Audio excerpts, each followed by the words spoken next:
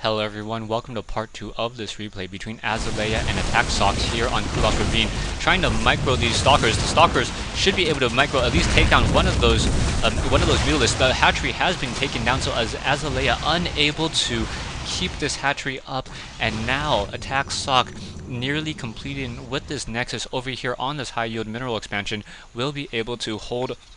We'll be able to get a stronger economic boost in a little bit. Zerglings trying to do a quick run by running headlong into those photon cannons, getting taken down there. Zealots now coming in. Stalkers trying to join in on this fight. Blinking Stalkers attempting to perhaps salvage their lives, able to escape from danger there. Mutalisks have a free range on this back door, and attaxSocke really, really diverse tech. He has a Dark Shrine, he has the Robotics Bay, so he can produce Dark Templars, High Templars, Immortals, and Colossus. That is a very, very diverse army composition right there. attaxSocke with that Photon Cannon, very smartly placed, able to guard that front door there. Mutalisks would have a hard time trying to focus down Photon Cannons here. More Photon Cannons being warped into the north side of this expansion. Mutalisks trying to keeping track of this base, and gonna come in and nearly see those Photon Cannons. Takes one Photon Ball, or yeah, Photon, or is it? Oh, yeah, one of those things where the Photon Cannon's attack name is Photon Cannon. Yeah, don't really, come on, Blizzard. Call it a Photon Ball or a particle ball or something like that. Azalea now using these Hydralisks, taking down, opening up those destructible rocks to take in another expansion. The main base has nearly been, is still being mined and will be mined out momentarily, probably within the next 5 minutes or so. We do see Burrow being upgraded, so this is something that I want to see more usage coming in from Zerg players. Just a lot more use of Burrow. Stalkers now moving out.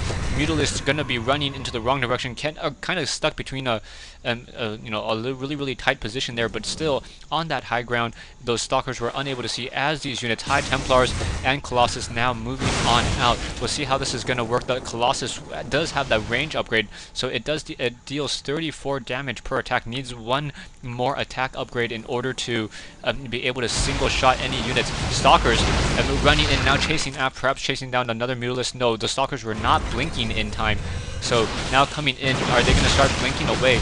attaxSocke should probably try to blink away low hit point Stalkers, but no, now going for the chase instead.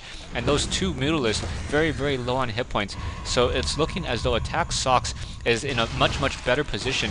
Mutalisks coming in to join in, or at least try to take down this pylon over here. Zerglings coming in as well, but I think that is going to be a mistake by Azalea. Azalea spreading his army a little bit too thin, and sending units all the way across the map in order to take down one pylon, when there's so many Stalkers.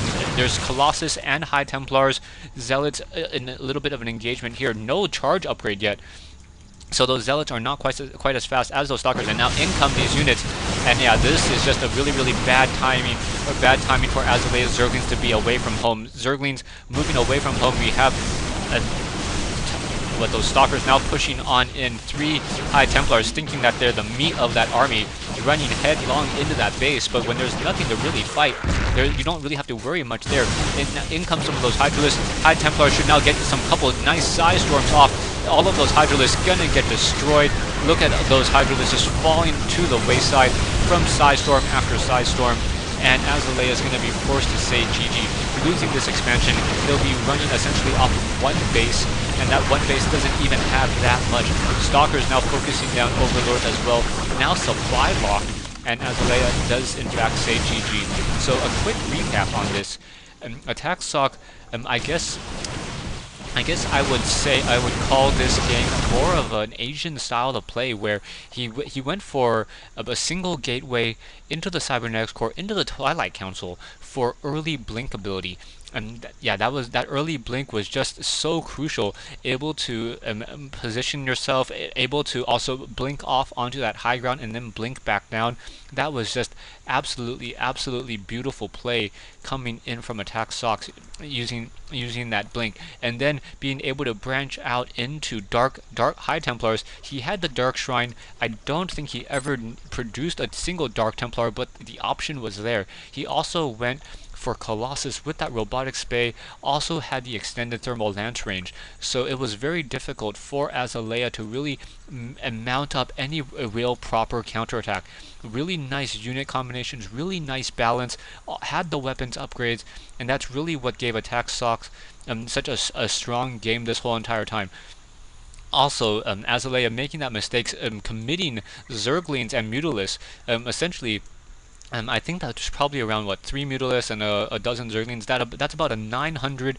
Oh yeah, that's a 900 mineral army just to take down one pylon. That one pylon, not really worth it, and it really attaxSocke capitalized with that army being split up by attacking the main base, taking down that high yield mineral expansion, and then taking down this high ground expansion, natural expansion over here. Thanks for watching, thanks for listening. Please subscribe if you guys enjoy my videos, and yeah, hope to see you guys on Battle.net one day.